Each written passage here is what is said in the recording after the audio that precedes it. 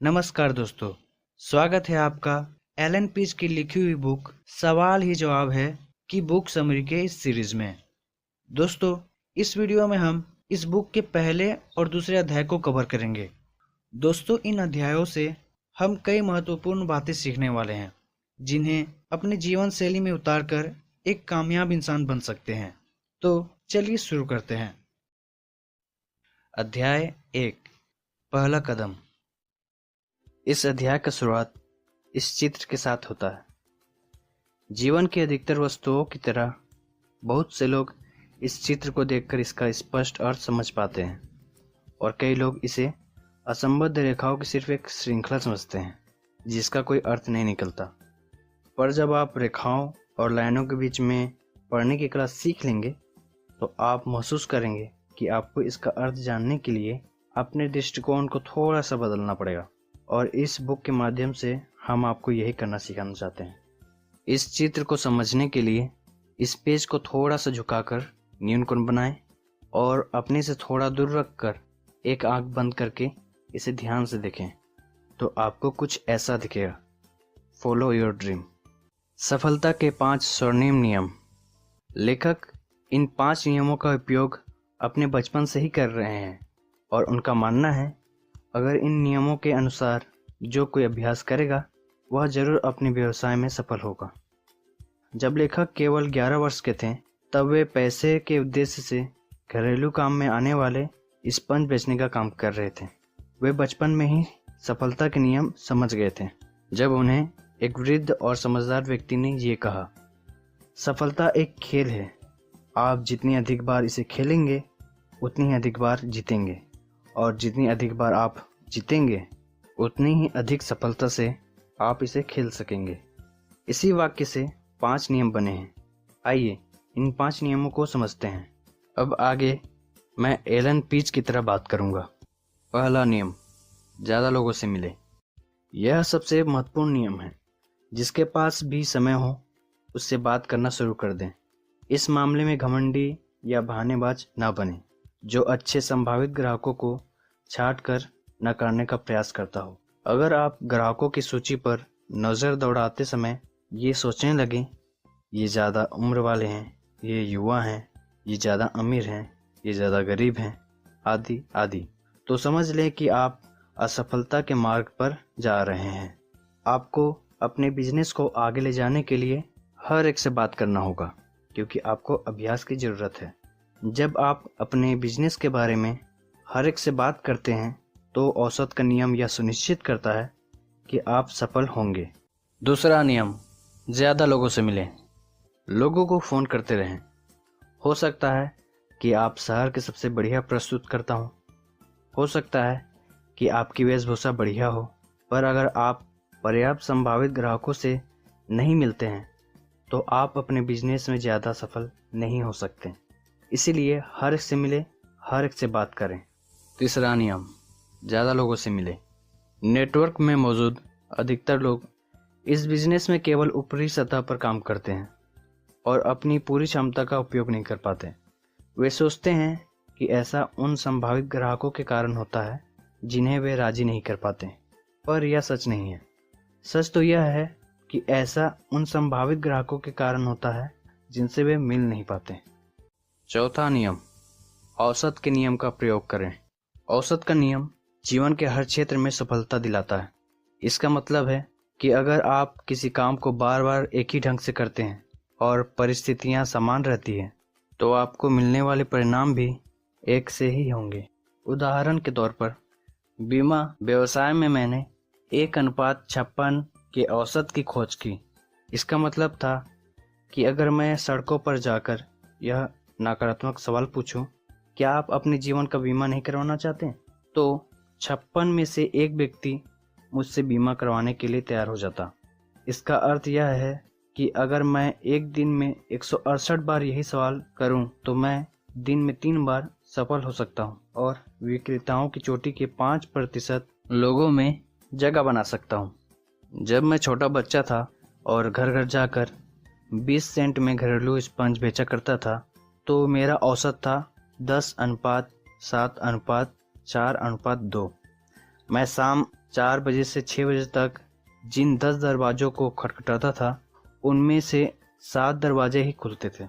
उनमें से भी केवल 4 लोग ही मेरी प्रस्तुति देखते थे और मात्र 2 लोग ही स्पंज खरीदते थे। इस तरह से मैं 40 सेंट कमा लेता था, जो 1962 में अच्छी खासी रकम थी, खासकर एक 11 वर्षीय लड़के के लिए। मैं 1 घंटे में आराम से 30 दरवाज़ों को खटखटा सकता था और इस तरह 2 घंटे की अवधि में मैं 12 स्पंज बेच लेता था, जो $2.40 के बराबर रकम थी। चूँकि मैं जान चुका था कि औसत का नियम किस तरह काम करता है, इसीलिए उन 3 दरवाज़ों की चिंता कभी नहीं हुई जो नहीं खुले, ना ही उन 3 लोगों के बारे में चिंता हुई जिन्होंने मेरी बात नहीं सुनी, और ना ही उन 2 लोगों के बारे में जिन्होंने मेरा सामान नहीं खरीदा। मैं तो बस इतना जानता था, अगर मैं 10 दरवाज़ों पर दस्तक दूंगा तो मैं 40 सेंट कमा लूँगा। इसका मतलब यह था कि हर बार जब मैं दरवाजे पर दस्तक दूंगा तो मैं 4 सेंट कमाऊंगा, इसके बाद चाहे जो भी हो। औसत का यह नियम मेरे लिए एक प्रभावशाली और प्रेरणादायक शक्ति था। 10 दरवाज़ों पर दस्तक दो और 40 सेंट कमाओ। सफलता सिर्फ इस बात पर छुपी हुई थी कि मैं कितनी जल्दी इन दरवाज़ों पर दस्तक दे सकता हूँ। अपने अनुपात का रिकॉर्ड रखें। औसत का रिकॉर्ड रखना और अपनी बिक्री के आंकड़ों का रिकॉर्ड रखना एक शक्तिदायक प्रेरणा स्रोत था।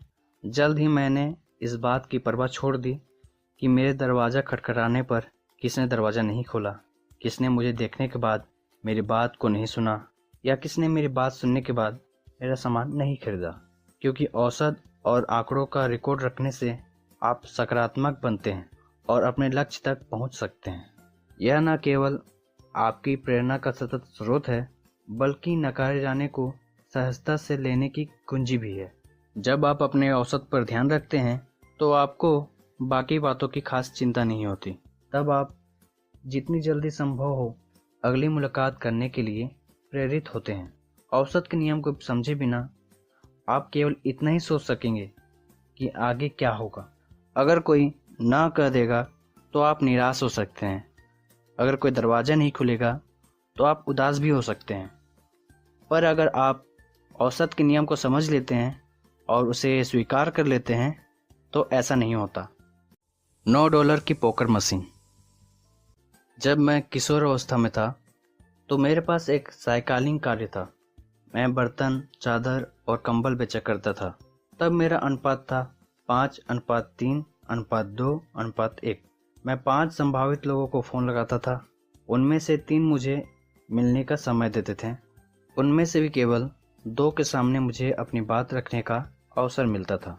इस तरह केवल 2 ही लोग मेरी पूरी बात सुनते थे और उन दोनों में से एक मेरा सामान खरीद लेता था, और इस तरह मैं $45 कमा लेता था, जो एक तरह से $9 प्रति फ़ोन था। इसका मतलब यह था कि फ़ोन पर हुई हर हाँ का अर्थ $15 था, चाहे वे मेरा सामान खरीदें या ना खरीदें। मैंने एक बड़ी सी तख्ती बनाई जिस पर $9 लिखकर मैंने उसे अपने टेलीफोन के पास रख लिया। हर उस व्यक्ति से जो मेरे फ़ोन का जवाब देता था मुझे $9 मिलते थे। हर उस व्यक्ति से जो मुझसे मिलने के लिए हाँ कहता था मुझे $15 मिलते थे। इसका अर्थ यह था कि मैं अपनी तकदीर खुद बना रहा था। मैंने उन लोगों की खोज कभी नहीं की जो मुझसे सामान खरीदे। मेरा प्रमुख लक्ष्य तो केवल संभावित ग्राहकों को फ़ोन करते रहना था। यही सफलता की कुंजी है। बड़ी सफलता कैसे पाएं? 20 साल की उम्र में मैं सेल्समैन के रूप में बीमा कंपनी व्यवसाय में आया। 21 साल की उम्र में मैं सबसे कम उम्र का व्यक्ति था जिसने अपने पहले साल में ही 10 लाख से ज़्यादा का बीमा बेचा था। मेरा औसत था 10:5:4:3:1। मेरे फ़ोन का जवाब देने वाले हर 10 संभावित व्यक्तियों में से 5 मिलने के लिए तैयार हो जाते थे। उनमें से मैं सिर्फ 4 से ही मिल पाता था। उन 4 में से केवल 3 लोग ही पूरी तरह से मेरी प्रस्तुति सुनते थे और उनमें से भी एक ही मेरा सामान खरीदता था, और इस तरह मैं $300 कमा लेता था। मेरा पूरा ध्यान इस बात पर रहता था कि 5 लोग मुझसे मिलने के लिए हाँ कह दें। मैं जानता था कि अगर 10 लोग फ़ोन का जवाब देते हैं तो उनमें से 5 मुझसे मिलने के लिए तैयार हो जाएंगे और अंततः मुझे $300 का कमीशन मिलेगा। इस तरह हर उस संभावित ग्राहक से जो मेरे फ़ोन का जवाब देता था मुझे $300 मिलते थे। 5वां नियम, अपना औसत सुधारें। बीमा व्यवसाय में मैं जानता था कि हर बार जब मैं फ़ोन घुमाता था और किसी से बात करता था तो मुझे $30 मिलते थे। फिर भी 10 टेलीफोन कॉल के बदले 5 अपॉइंटमेंट का मेरा अनुपात मेरी राय में खास अच्छा नहीं था, क्योंकि इसका मतलब था कि मैं अपने बहुत सारे संभावित ग्राहकों को गंवा रहा था।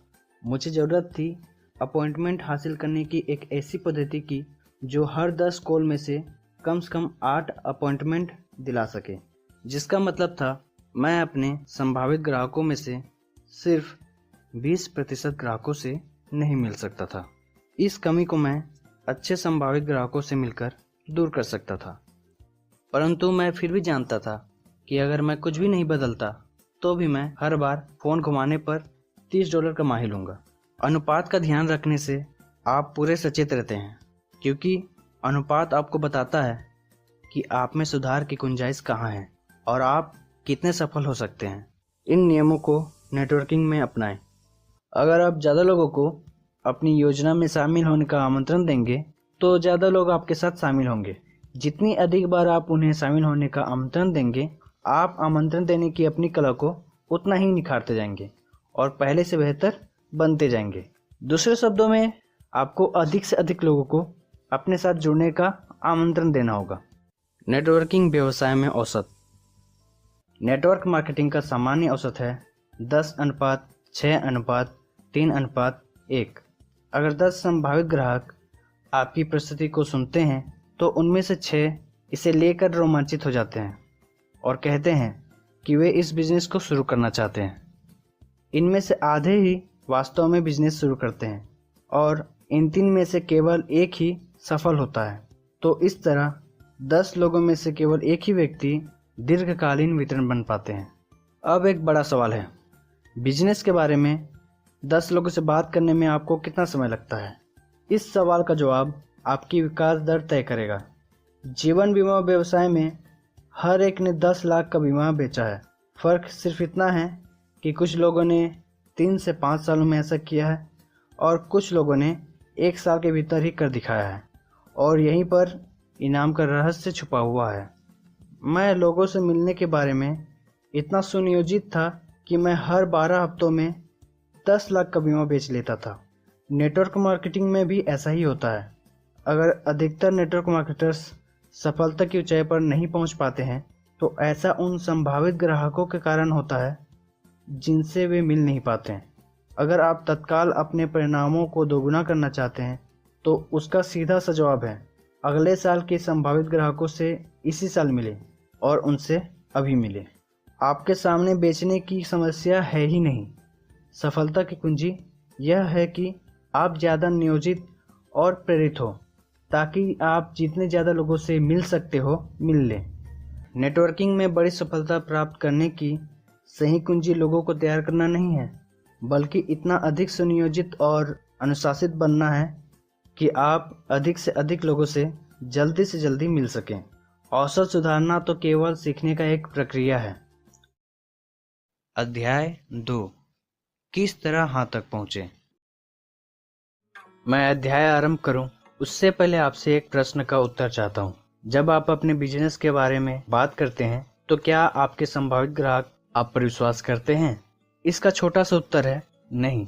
वे सोचते हैं कि आप उन्हें अपने बिजनेस में शामिल करने के लिए और सामान बेचने के लिए ही आए हैं। इसीलिए वे रक्षात्मक मुद्रा में होते हैं और आपके हर बात पर आपत्ति उठाते हैं। इसलिए नहीं कि आपने जो कहा है वह तर्कसंगत नहीं है, बल्कि इसलिए कि ऐसा आप कहते हैं। अगर आप कुछ कहते हैं तो वह आपका विचार है, उनका नहीं।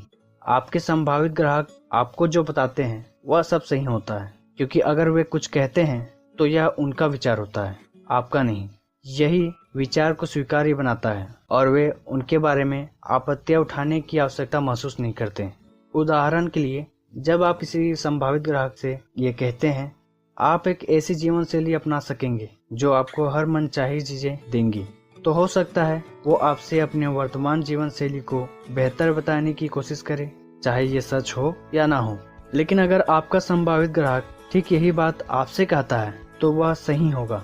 अगर वह कहे, मैं चाहता हूँ कि मेरी जीवन शैली में सुधार हो और मुझे जीवन की सारी अच्छी चीजें मिले, तो कोई आपत्ति नहीं उठाई जाएगी, क्योंकि ऐसा उसी ने कहा है। यह उसका विचार है, आपका नहीं। जो तकनीक आप खोजने वाले हैं वह आपको इस योग्य बना देगी कि आपके संभावित ग्राहक आपको यह स्वयं बताएंगे कि वे वास्तव में क्या चाहते हैं। आपको केवल उनकी बातें सुननी है, बशर्ते आप उनकी बातों पर रुचि लें। नेटवर्क मार्केटिंग के खजाने की 4 कुंजियां। नेटवर्क मार्केटिंग में अगर आप अपने संभावित ग्राहकों के परिणाम को हाँ में बदलना चाहते हैं तो ये 4 कुंजियों की तकनीक आपके लिए महत्वपूर्ण है, क्योंकि जब आप 4 कुंजियों की तकनीक का प्रयोग करते हैं तो आपके संभावित ग्राहक आपको बताएंगे कि वे क्या चाहते हैं, जबकि आप केवल उनकी बातें सुनेंगे। चलिए अब हम 4 कुंजियों की तकनीक को विस्तार से समझते हैं। बर्फ पिघलाएं।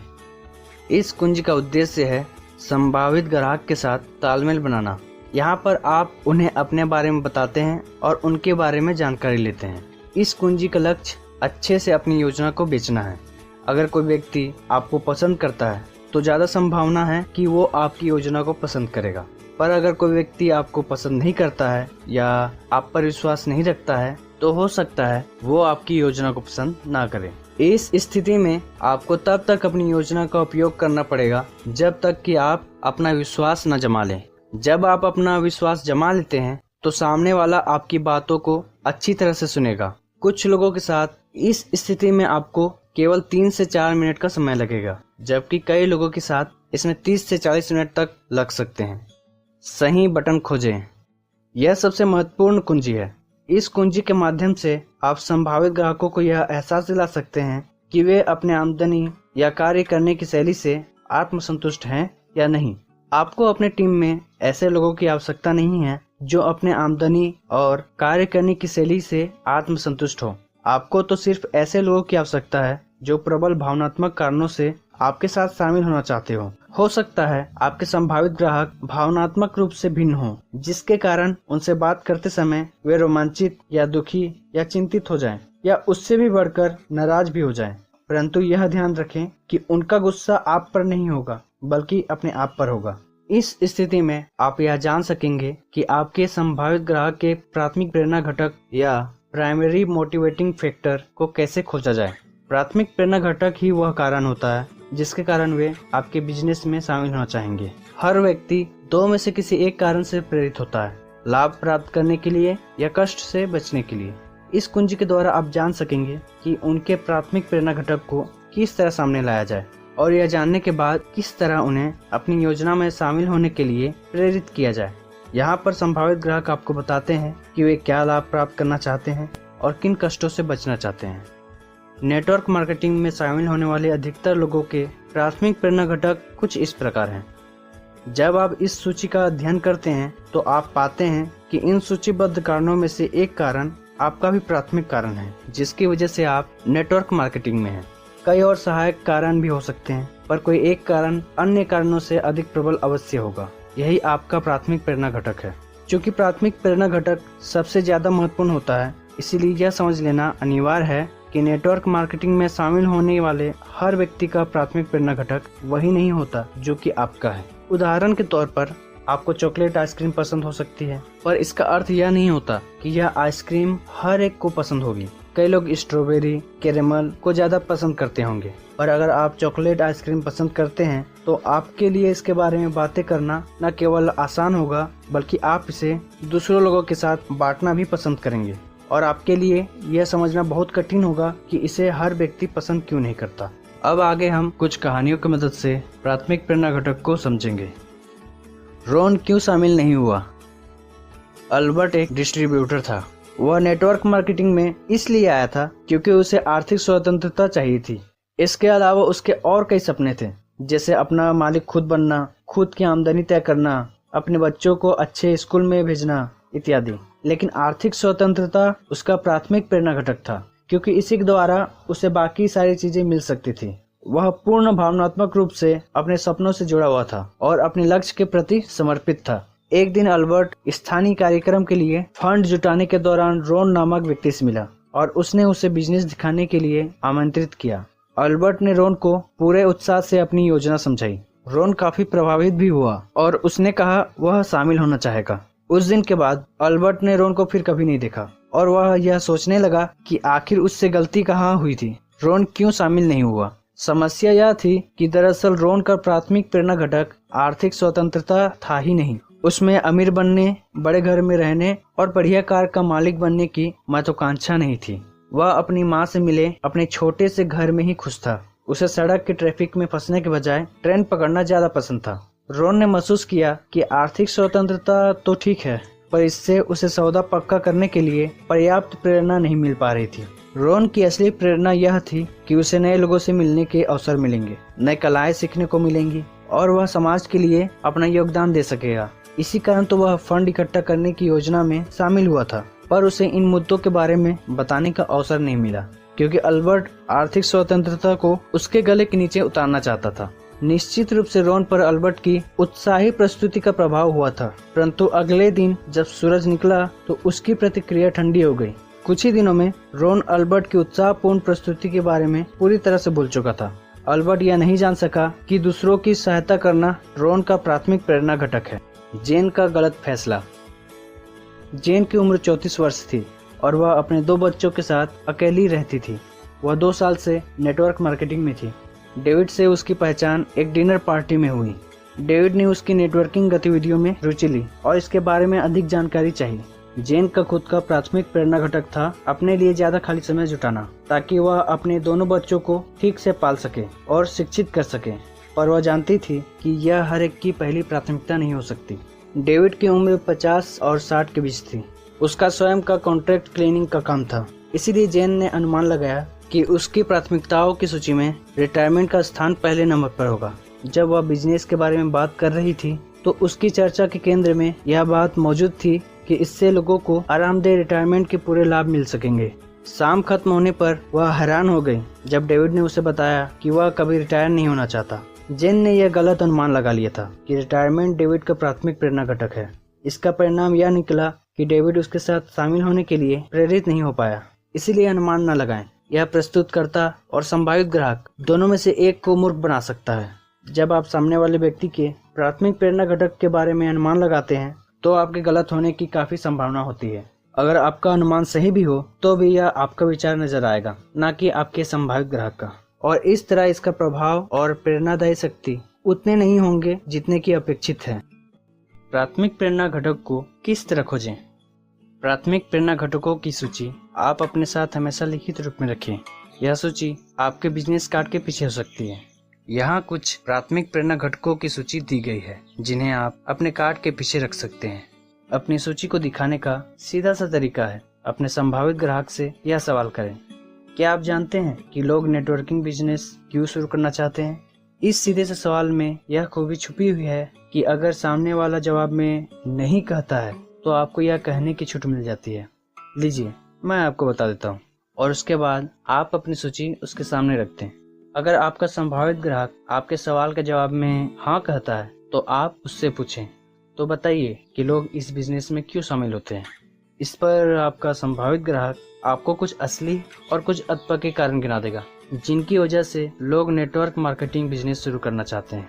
जब उसके पास के कारण समाप्त हो जाएं, तो आप पूछें और कुछ, वह जवाब देगा नहीं।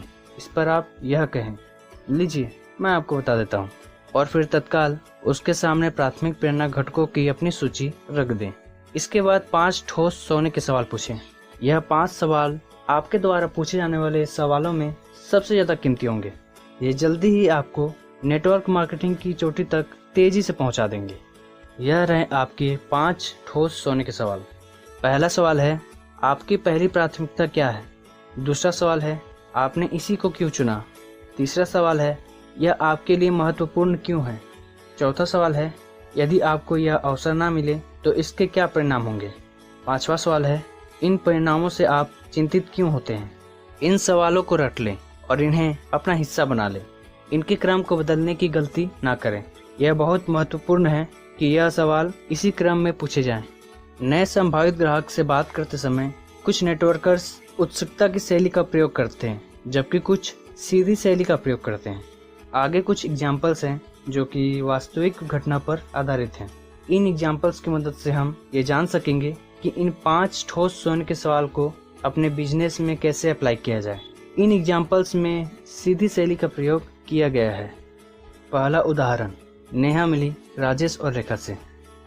राजेश और रेखा लगभग 25 वर्षीय कपल थे जो हाल ही में अपने नए घर में रहने आए थे।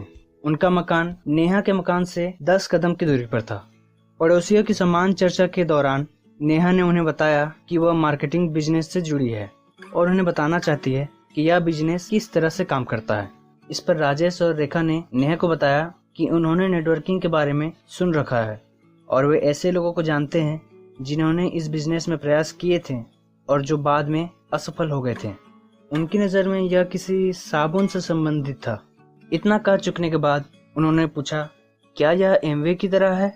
इस पर नेहा ने चर्चा की बागडोर थाम ली और फिर नेहा ने कहा, क्या आप जानते हैं कि लोग नेटवर्किंग बिजनेस क्यों शुरू करना चाहते हैं? राजेश ने जवाब दिया, यह पिरामिड बेचने की तरह है ना? इस पर नेहा ने कहा, लीजिए मैं आपको बता देती हूँ। नेहा सहजता से अपना PMF कार्ड बताते हुए कहती है, यह वे मुख्य कारण हैं जिनकी वजह से लोग नेटवर्क मार्केटिंग में शामिल होते हैं। वैसे आपकी पहली प्राथमिकता क्या होगी?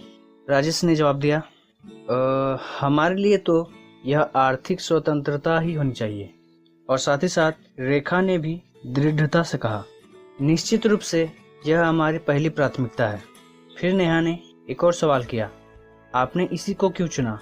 राजेश ने जवाब दिया, क्योंकि घर के लोन को चुकाने के लिए मुझे 2 जगह काम करना पड़ता है और रेखा भी ओवर टाइम करती है, ताकि जब हमारा परिवार बढ़े तो हमारे पास एक सहारा हो जो हमारे काम आ सके।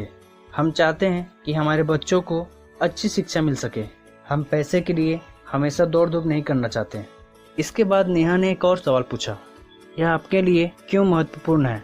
राजेश ने जवाब दिया, जैसा मैंने कहा, हम अपने घर के पूरे पैसे चुकाना चाहते हैं और यह भी चाहते हैं कि हमारे बच्चों को अच्छी शिक्षा मिले। रेखा और मुझे कभी यह सब नहीं मिला, हमें ऐसे अवसर मिले ही नहीं। फिर रेखा बातचीत का सिरा थामते हुए बोली, सही बात है, मेरे माँ बाप हमेशा घर चलाने के लिए पैसों की खींचतान करते रहे। हम नहीं चाहते कि हमारी जिंदगी भी उन्हीं की तरह गुजरे। अब नेहा ने फिर एक सवाल पूछा, यदि आपको आर्थिक स्वतंत्रता नहीं मिलती है तो उसके क्या परिणाम होंगे? राजेश ने जवाब दिया, हम उसी नाव में होंगे जिसमें हमारे माँ बाप थे। इसका अर्थ होगा कठोर बजट बनाना तथा आमदनी कम और खर्च ज़्यादा, और पूरी जिंदगी यही चलता रहेगा। रेखा बोली, अपने बच्चों को अच्छी शिक्षा दिलाने में काफ़ी खर्च होता है। बिना अतिरिक्त आमदनी के हम उन्हें ज़िंदगी में अच्छी शुरुआत नहीं दे सकेंगे। फिर नेहा ने अंतिम सवाल किया, इन परिणामों से आप चिंतित क्यों होते हैं? राजेश ने तनावपूर्ण स्वर में कहा, जैसा हमने कहा, अगर हम आर्थिक स्वतंत्रता प्राप्त करने का प्रयास नहीं करेंगे तो हम हमेशा संघर्ष ही करते रहेंगे, और ऐसा कौन चाहता है? उसके बाद रेखा ने राजेश का साथ देते हुए कहा, साथ ही हमें रिटायरमेंट होने की योजना भी बनानी है, इसीलिए हम अभी इतनी कड़ी मेहनत कर रहे हैं। इस वार्तालाप में नेहा ने राजेश और रेखा के प्राथमिक प्रेरणा घटक को जानने के लिए 5 ठोस सोने के सवाल का प्रयोग किया, और जिससे राजेश और रेखा ने अपने प्राथमिक प्रेरणा घटक उजागर किए।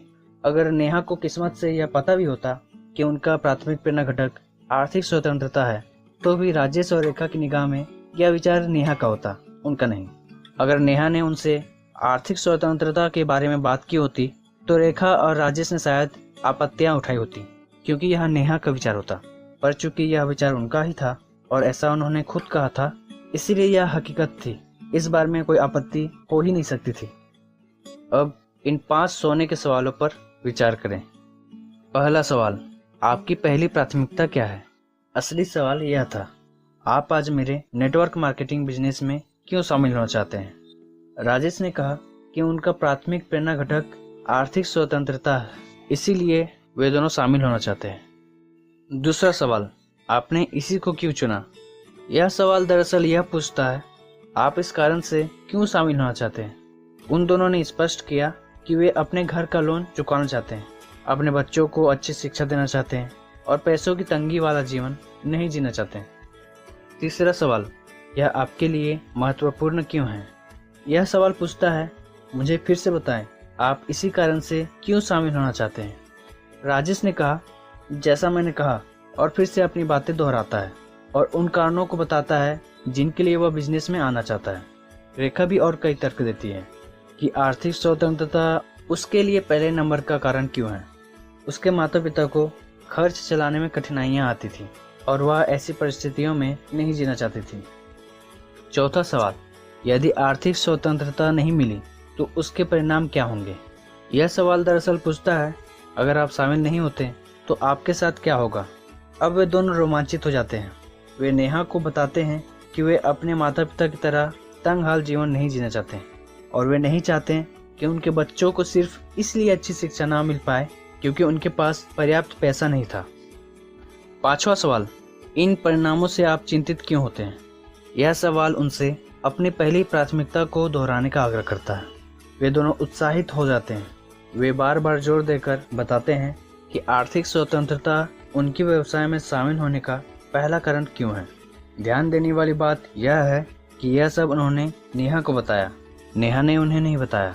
अगर नेहा ने उन्हें यही सब बातें ठीक इसी तरह बताई होती तो शायद उन्होंने बहानेबाजी की होती, पर चूंकि उन्होंने खुद नेहा को अपने शामिल होने के कारण बताए हैं, इसीलिए वे कारण वास्तविक हैं।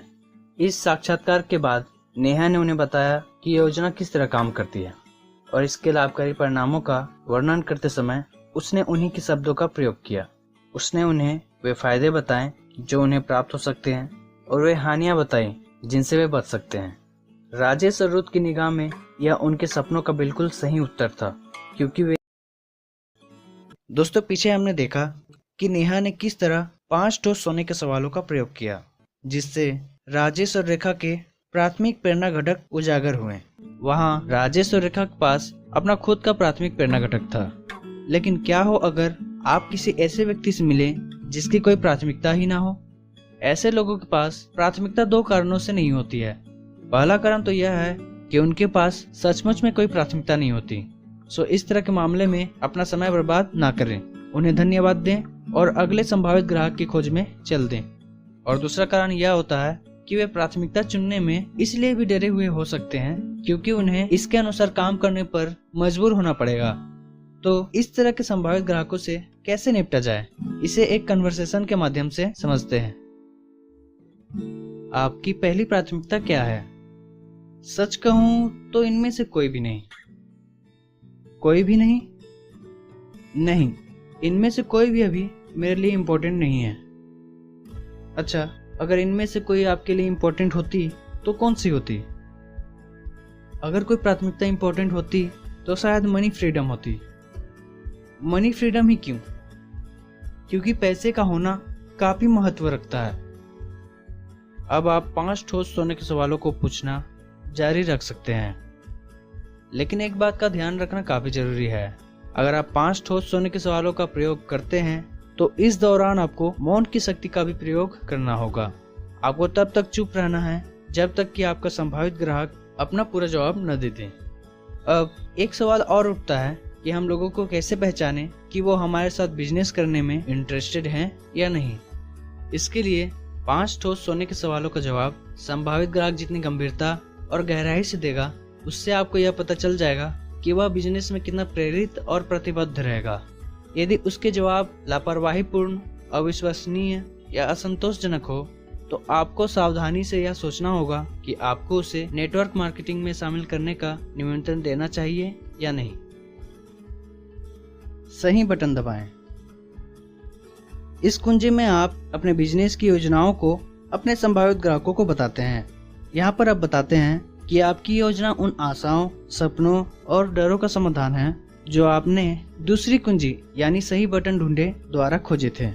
जहाँ आप 5 ठोस सोने के सवालों द्वारा उत्पन्न भावनाओं और प्राथमिक प्रेरणा घटकों का उपयोग करके अपने बिजनेस प्लान को ज्यादा इफेक्टिव बना सकते हैं। सौदा पक्का करें। अगर आप इन तकनीकों का पूरी तरह से पालन करते हैं तो अपने संभावित ग्राहक से अपनी योजना में शामिल होने के लिए आग्रह करना कोई बड़ी बात नहीं रह जाती। उनके खुद के भीतर इतना उत्साह पैदा होना चाहिए कि वे बिजनेस शुरू करने के लिए बेताब हो जाएं। हमेशा अपनी प्रस्तुति को इस नजरिए के साथ रखें जैसे तत्काल शुरू करना एक स्वाभाविक प्रक्रिया हो। आपकी शैली बिजनेस माइंडेड तो होना ही चाहिए, साथ ही सहज भी होना चाहिए। जैसे यह काम आप रोज करते हो। जब आपको लगे कि आपका संभावित ग्राहक आपके बिजनेस में शामिल होना चाहता है, तो याद रखें, आप उसे तुरंत शामिल होने का निमंत्रण अवश्य दें। तो ये थे सफलता की 4 कुंजियां, जिसे यूज करके हम लोगों के ना को हाँ में बदल सकते हैं। अब मिलते हैं अगले वीडियो में। अगर ये वीडियो अच्छी लगी तो लाइक करें, सब्सक्राइब करें और ये नॉलेज दूसरों को भी शेयर करें। And finally, thanks for watching.